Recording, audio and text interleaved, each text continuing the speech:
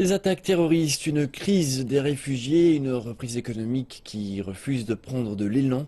Voici quelques-uns des défis auxquels l'Europe est confrontée et la raison pour laquelle une nouvelle fois l'Europe sera au centre des attentions pour le Forum économique mondial.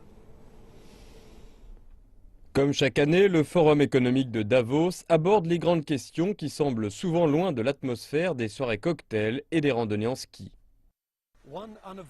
Mais une question inévitable s'est imposée depuis la crise de la zone euro de 2009. L'Europe, qui n'est plus sous la menace d'une ruine financière, agit toujours comme un frein à toute réelle reprise économique mondiale. L'économie européenne connaît une reprise, mais recommence encore à faiblir après avoir atteint un pic de 1,5% de croissance l'année dernière. C'est beaucoup trop lent et reste un problème, donc cela signifie que l'Europe n'arrive pas à faire que sa croissance dépasse les 2%. Et cela est probablement également dû au manque de réformes structurelles. Mais avec plusieurs attaques terroristes ayant eu lieu en France l'année dernière, liées au groupe extrémiste État islamique en Syrie et en Irak, ainsi que l'afflux de réfugiés, ce n'est pas seulement sur l'économie que l'Europe et le monde doivent s'inquiéter. Je pense que la communauté internationale sera davantage concernée par la géopolitique concernant l'Europe et comment elle affecte l'Europe. Par exemple, la crise des réfugiés plutôt que par l'économie.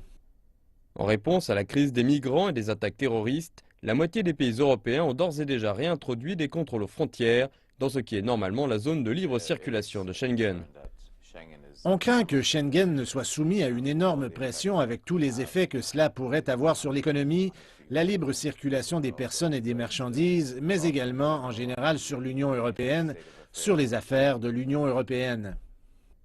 Les solutions demeurent illusoires car la plupart des États membres de l'UE continuent d'agir selon ce qu'ils considèrent être leurs intérêts nationaux plutôt que le bien commun du bloc. Le Premier ministre britannique David Cameron sera de nouveau présent cette année pour discuter du référendum qui aura lieu prochainement dans son pays et qui portera sur la question de savoir si la Grande-Bretagne restera dans l'Union européenne ou non. Une nouvelle fois, il y aura beaucoup de discussions ici à Davos, afin de savoir si cette année, finalement, l'Union européenne, toujours divisée, pourra s'unir afin d'empêcher de nouveaux chocs imprévus.